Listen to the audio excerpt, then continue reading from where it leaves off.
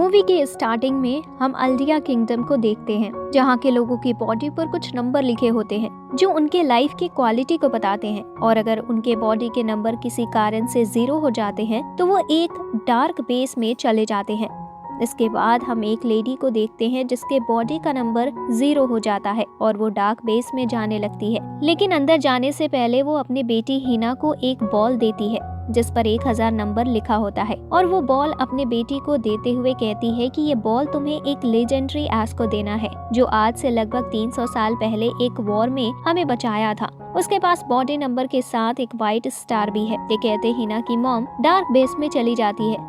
इसके बाद ये कहानी 5 साल आगे बढ़ती है और हम हिना को देखते हैं जो काफी बड़ी हो गई होती है और वो अपनी जिंदगी एक यात्री के तौर पर शुरू करती है। उसके बॉडी नंबर हमें ये बताते हैं कि उसने अब तक 44,100 किलोमीटर की दूरी तय कर चुकी है। हिना का बॉडी नंबर ज्यादा देखकर एक लीटो नाम का लड़का हिना से उसके बॉडी नंबर छीनने की कोशिश करता है। उसके बदले में वो लड़का हिना से पैसे मांगता है ताकि वो खाना खा सके, लेकिन हिना उस आदमी से डरकर वहाँ से भागने लगती है।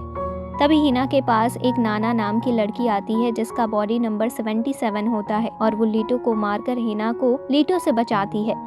हिना मदद करने पर नाना को थैंक्स बोलती है और वहाँ से चली जाती है। रास्ते में हिना को एक सर्जेंट मेजर मिलता है जो अपने आप को एक लीजेंडरी एस बताता है और उसके गाल पर उसके बॉडी नंबर के साथ एक व्हाइट स्टार भी होता है। वो मेजर हिना को अपने साथ चलने के लिए कहता है तो हिना मेजर के बॉडी नंबर के साथ स्टार को देखकर उसके साथ जाने के लिए तैयार हो जाती है। लेकिन जब हिना उस मेजर के साथ चली जाती है तो वो मेजर अपने सोल्जर के सामने ही हिना के साथ जबरदस्ती करने की कोशिश करता है। तो बेबस हिना उस मेजर को 10,000 नंबर वाला बॉल दिखाती है जिसे देखकर सभी सोल्जर काफी हैरान होते हैं और वो बॉल के साथ हिना का नंबर लेने की कोशिश करते हैं, जहाँ पर वो मेजर हिना का बॉडी नंबर ले लेता है। क्योंकि उसका बॉडी नंबर हिना से ज्यादा होता है इसलिए वो हिना से ज्यादा पावरफुल होता है और वो मेजर हिना को वही बताता है कि वो कोई लीजेंडरी एस नहीं है, क्योंकि लीजेंडरी एस तो 300 साल पहले ही मारा गया है।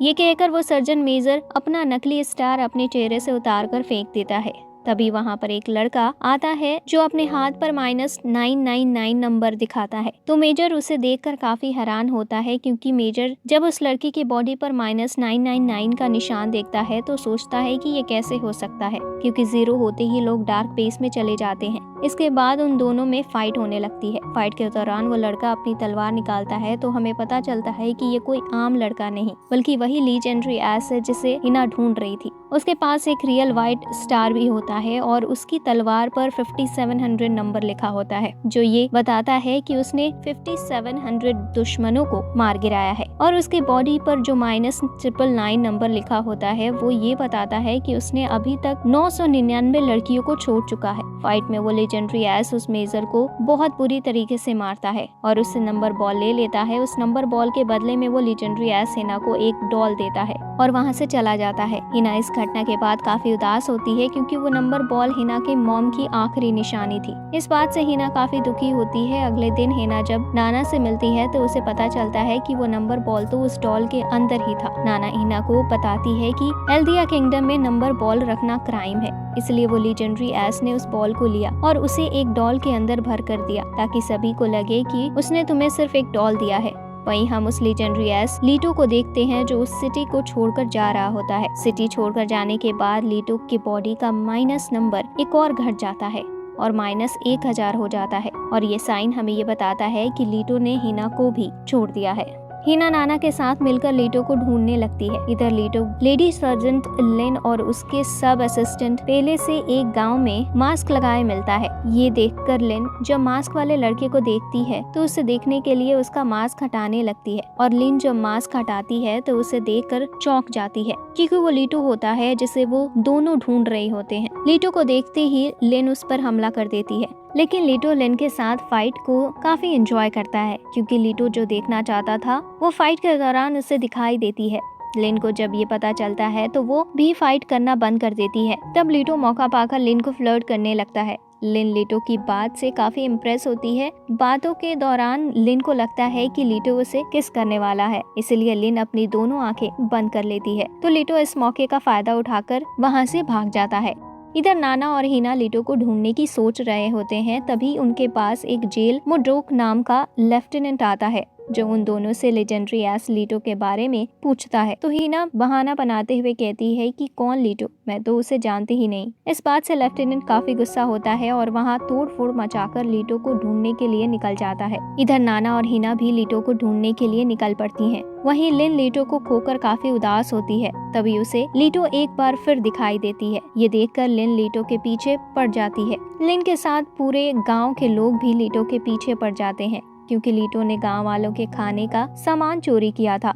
भागते हुए लीटो एक पहाड़ी पर चढ़ जाता है, जिससे वो बच जाता है। लेकिन तभी लीटो देखता है कि किसी ने उस गांव पर हमला कर दिया है, जिसमें लिन फंस जाती है। ये देखकर लीटो लिन को बचाने के लिए जाता है तो वो देखता है कि अटैक करने वाला कोई और नहीं बल्कि जेल मोडोक ही है, जिसके पास एक बैलेट होता है और बैलेट सिर्फ मिलिट्री के पास होती है। बैलेट होल्डर अपने खास एबिलिटी के लिए जाने जाते हैं, जैसे कि मोडोक के पास आयरन के मेटल को यूज करने की एबिलिटी होती है। मोडोक अपनी एबिलिटी को यूज करके लीटो पर हमला करने लगता है।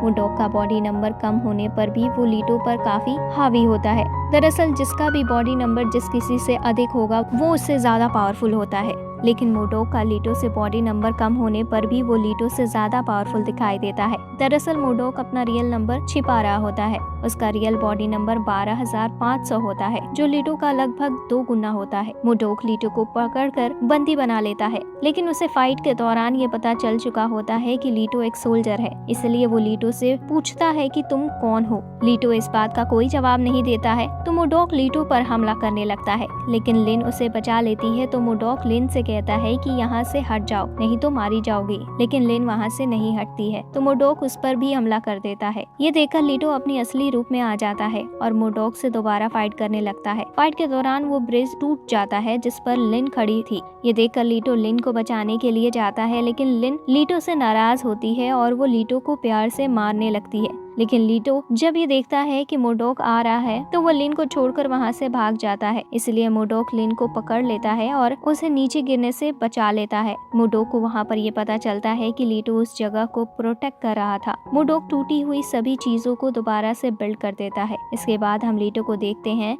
जो एक नए मास्क के साथ नई जर्नी शुरू करता है। तभी उसके पास हिना आती है, जो लीटो के साथ एक गार्डन में जाकर उससे बातें करने लगती है। तभी उनके ऊपर से एक प्लेन गुजरता है जिसे पेल्मो नाम की एक लड़की उड़ा रही होती है और वो प्लेन पेल्मो से आउट ऑफ कंट्रोल हो जाती है। और ये देखकर लीटो पेल्मो को बचाने के लिए जाता है और वो पेल्मो को बचा भी लेता है। पेल्मो जब लीटो को उड़ता हुआ देखती है तो वो काफी हैरान होती है, लेकिन इसी के साथ वो काफी खुश भी होती है, क्योंकि उसे लगता है कि लीटो उसके उड़ने के ड्रीम को पूरा कर सकता है। इसके बाद पेल्मो लीटो से मदद मांगती है, क्योंकि उस सिटी में उड़ना भी क्राइम होता है। इसलिए पेल्मो उन लोगों से कहती है कि मुझे सजा देना, लेकिन मेरा ड्रीम पूरा होने के बाद। ये बात लीटो को छू जाता है और वो पेल्मो की सहायता करने के लिए राजी हो जाता है। इसके बाद लीटो पेल्मो को उड़ाने के लिए एक जेट बनाता है, लेकिन तभी उन्हें आर्मी के वहां आने की खबर मिलती है तो लीटो उस जेट को डिस्ट्रॉय कर देता है, क्योंकि वहां पर उड़ना क्राइम होता है। इसलिए जब आर्मी वहां पर पहुंचती है तो उसे वहां कुछ नहीं मिलता है और वे लोग वहां से चले जाते हैं। अब पेल्मो का बॉडी नंबर 0 हो जाता है, क्योंकि उसकी बॉडी नंबर उसके ड्रीम पर डिपेंड होता है और उसका ड्रीम पूरा न होने पर उसका बॉडी नंबर 0 हो जाता है